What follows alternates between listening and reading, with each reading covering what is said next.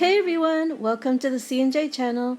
So in this video, I was finally able to visit the Walt Disney Family Museum, which I have been wanting to go to ever since it first opened in the 2000s, and it was well worth a visit. I love Walt Disney, I love the Disney films, I love the Disney parks. It's been a part of my life ever since I could remember. And so it meant a lot to finally be able to go to this museum. And first off, it was $25 just to get in, and you could pay an extra $5 to see the special exhibit. But we didn't really think it was worth the money because I was able to see a bit of it just by going to the bathroom. And it wasn't that, it didn't look that interesting. I mean, if you're interested in that, you could pay the extra $5 or you could pay $15 just to see that exhibit. So on the main floor, you can see all the awards that have been given to the Disney studios over the years, including the Snow White Oscar with the 7 dwarf Oscars alongside of it. And you can also see a replica of the Walt Disney apartment in Disneyland. And also there's family photos, family mementos, and you can hear Walt telling his stories. There's a lot of recordings of Walt throughout the museum, so you can hear that, and he's telling stories of his childhood, of going to France, and so on. So you can really get his entire story through his own words. And you can also read stories or hear stories from people who knew Walt, people from his family, people who worked with him. So by the end of it, you get a really good idea of his entire life. I mean, you could become a Walt Disney historian just by visiting this museum maybe over and over again if you wanted to. I wasn't really interested in that as much as I love Walt Disney, because I was more interested in his creative journey rather than his life journey. But I really did enjoy how they told his life story in such creative ways. I mean, even though this museum revolves around one man, there's nothing overly repetitive in the way they tell his story. I mean, each of the rooms is unique and really beautifully designed. You can see actual objects that Walt Disney once held in his hands, or letters and documents he wrote or signed, his beginnings in cartoons with his wartime sketches, then onwards to laughograms, to the Alice comedies in Hollywood, to the beginnings of Mickey Mouse and the Disney Studios, or the Disney Brothers Cartoon Studio, as it was called in the beginning. I also enjoyed learning more about Lillian Disney, or Lillian Bounds, before she was married to Walt, and seeing photos of her in her early life in school and with her siblings and her family, because you really only see or hear about her in connection to Walt in some way. So it was nice seeing who she was before Walt. That was really nice. Happy, was in 1923, but I failed. I think it's important to have a good failure when you. I also had no idea that one of his daughters had been adopted, which of course made me wonder, who were her real parents? Did she have an adoption complex? Where in the back of her mind she was always wondering, why did her natural parents give her up? What happened? How did she end up with the Disney family?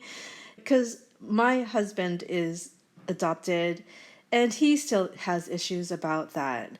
And one of my cousins was also adopted, and talking to family members, I can see that she also had issues concerning that. The same issues. Who were her real parents? Why was she given up? And all that. So, you just can't help but wonder. This was one of my favorite sections in the entire museum, the Mickey Mouse memorabilia. I mean, how many of us had Mickey Mouse stuff throughout our childhoods that we didn't really value and maybe eventually just threw away?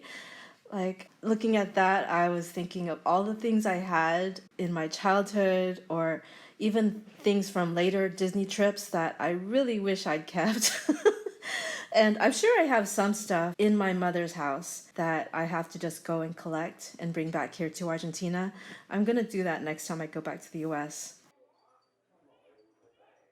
Also, here are the photographs I mentioned earlier of Lillian Disney, or Lillian Bounds. Photos of her school days, her siblings, and even videos, which was pretty amazing. But mostly I just went from one exhibit to another, listening and reading all the stories and information they had there. I mean, it was just a really well presented, well done museum. And then onwards to other parts of the museum, which tells more of the story of the Walt Disney Studios with Mickey Mouse and Snow White and all the famous films that we all grew up with, interspersed, of course, with family stories and stuff like that. It was just really interesting, to know what was going on in Walt's life while he was also creating these movies that we all know and love, like Pinocchio, Sleeping Beauty, Bambi, and so on. So there's a photo of Sharon Disney, and it looks like she's at least 2 months old there. So I just cannot help but wonder, did they get her immediately after she was born, or was she a few weeks or even a month old? It's hard not to wonder about things like that once you find out that she had been adopted. But like I said, I was most interested in the creative aspect of this museum, like showing the pots of paint that they used, the maquettes, the concept art, everything that went behind creating the short cartoons and animated films that they made. And then onwards to the first Disneyland park. All of that, I just love seeing the creative process. But it was a lot of information to take in. Like when I go back to the US in April, I really want to go back here and take my time looking at certain sections, particularly about the creation of the most famous characters like Mickey Mouse, Donald Duck, and so on, and also some of the movies that they created. Yeah, I really want to go back there and take my time going through those sections.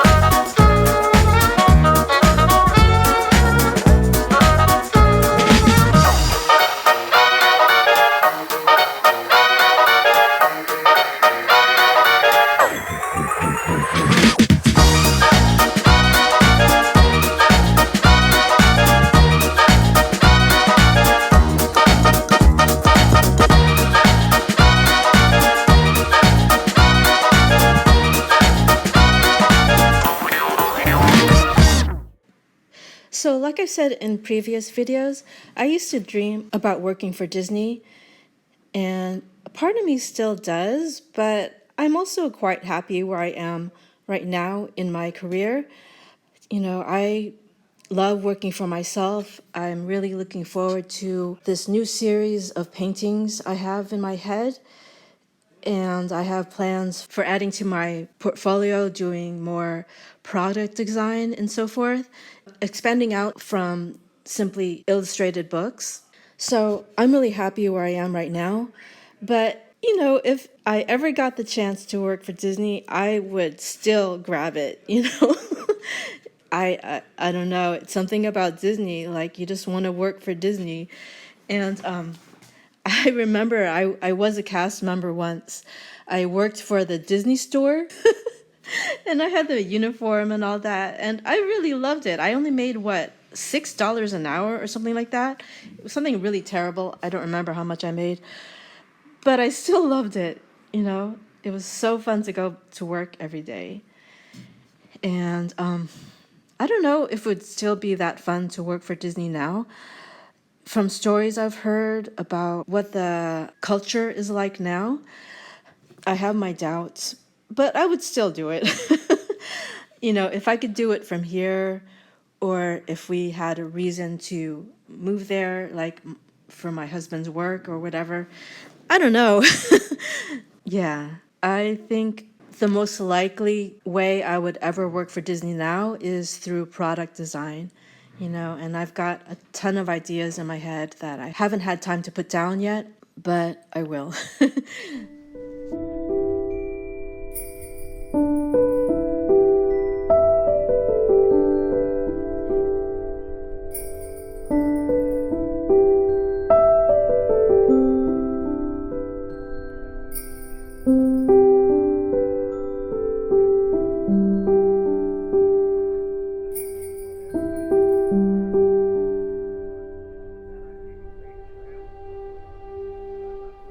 So there was an art gallery here in Buenos Aires that had an exhibition called Disney y el Grupo, and it showed all the photographs and a lot of the artwork from Walt Disney's trip to South America in 1941.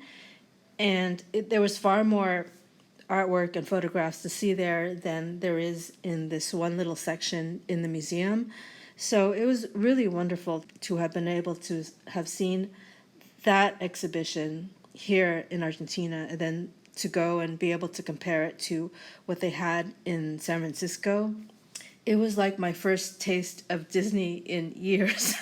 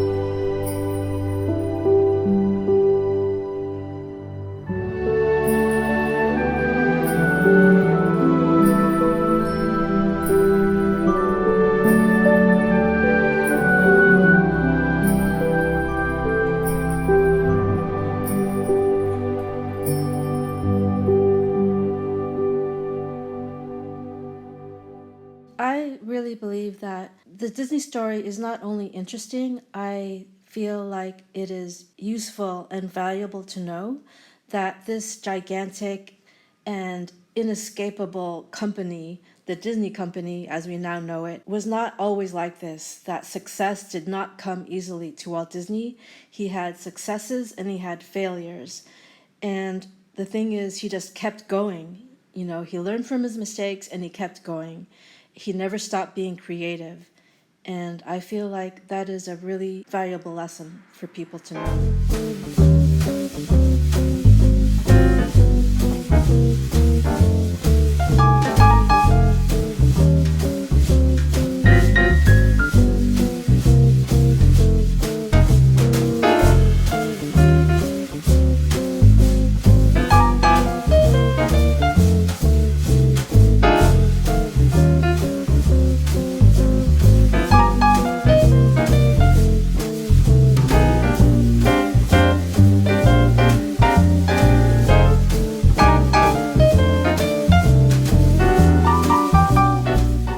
So I have seen a few YouTube videos showing this museum, but none of them really gave me an idea of what it would be like to be there in person, because they show sections of this part or that.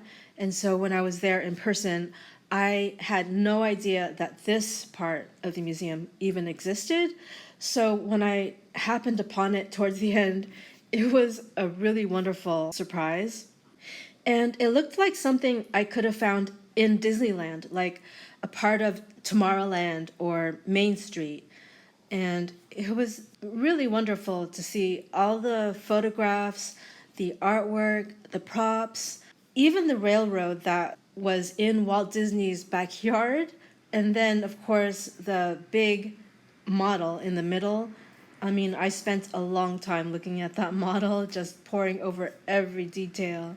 And seeing things like this, like the yellow caboose, which Walt Disney made with his own hands, it made me think about how artistically capable Walt was himself and how brilliant and full of creative ideas he was, and how he needed a whole team of people to bring all his ideas to life, you know? I mean, it he really was one of a kind. It's just amazing to think about. Seemed appropriate to create a new attraction at the bend of the river. And so Disneyland New Orleans Square came into being. New Orleans was the birthplace of marching jazz bands. Here in Disneyland's New Orleans Square,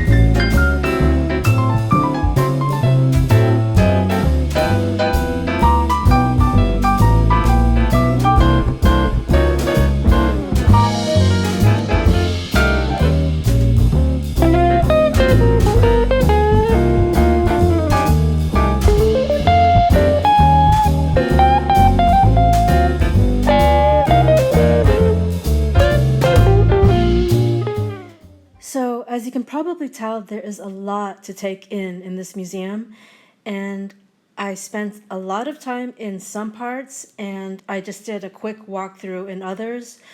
And that was because, you know, it was already late in the day when we got there, and there was a lot going on also.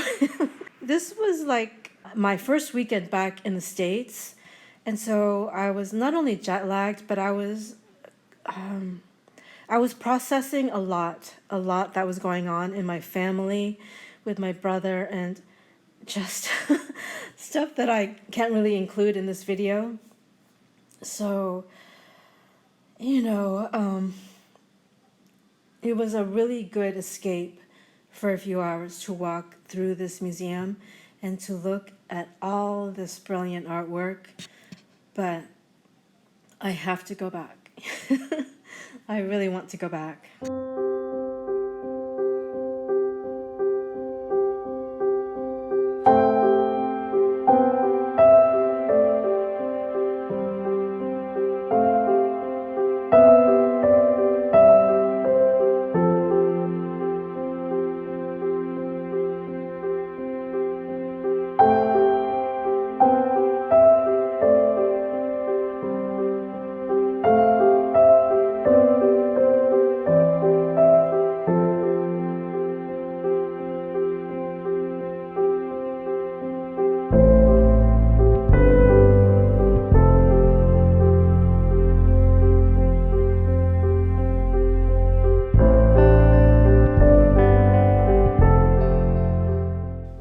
Thank you so much for watching this video, and hope to see you next time. Ciao!